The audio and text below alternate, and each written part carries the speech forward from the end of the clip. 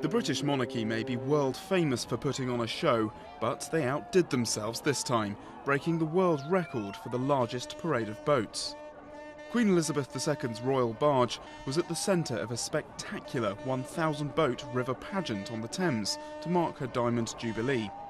Despite several downpours, hundreds of thousands of well-wishers and a few dogs packed the riverbanks to honour their sovereign's 60-year reign. I thought that really this was the Queen's Day and that people were saying thank you to her. This was Britain out. You look around you, everyone's from Britain, and they were saying thank you to the Queen because she's been a great Queen. The Queen's wave, you don't dismiss it, and we did a salute as she went past, so you know, it's...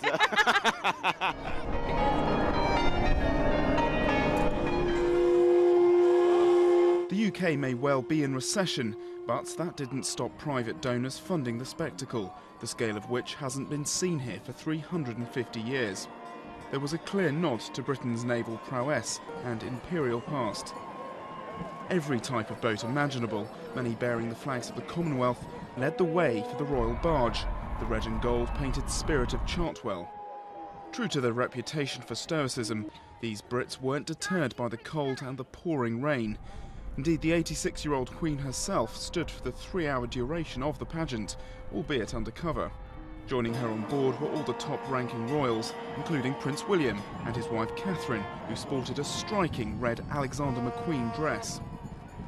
When the crowd started cheering from miles up there, we realised that the Queen's boat was coming down, and everyone went mad and started singing the national anthem, which was very patriotic, and we all raised our glasses to her. It was great to witness, and the rain stayed off until now, but it was it's just beautiful, and it's very touching, and it moves your heart. It makes you want to cry. You have to hold it together.